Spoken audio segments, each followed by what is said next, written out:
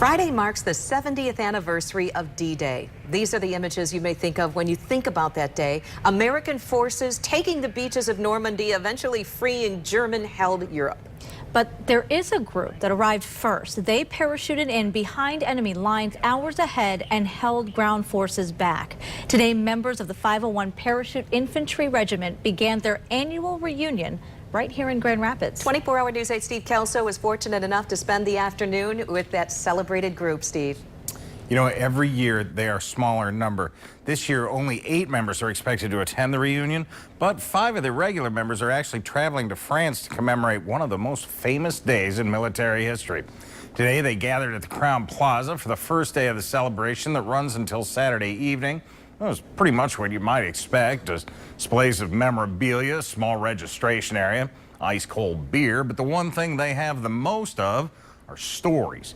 I sat down with the first 3 vets who arrived and just listened to their stories.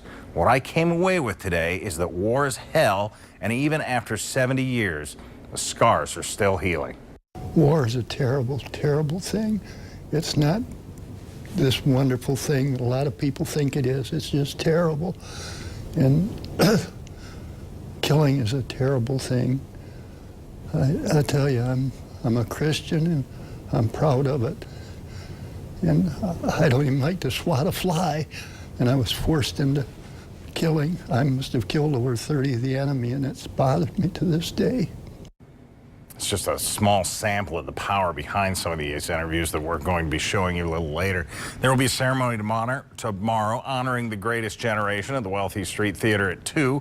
But the big event is on Friday, the 70th anniversary of D-Day at the Ford Museum.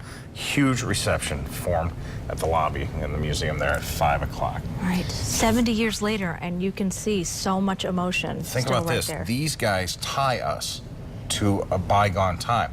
I spoke with one man today who says when he was a kid, he remembers talking to Civil War veterans.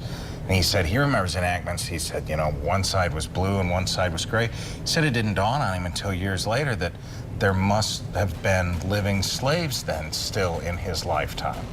So lessons still being learned from these guys, and they're disappearing. We've got to treasure that. Yeah, we'll see you at 6.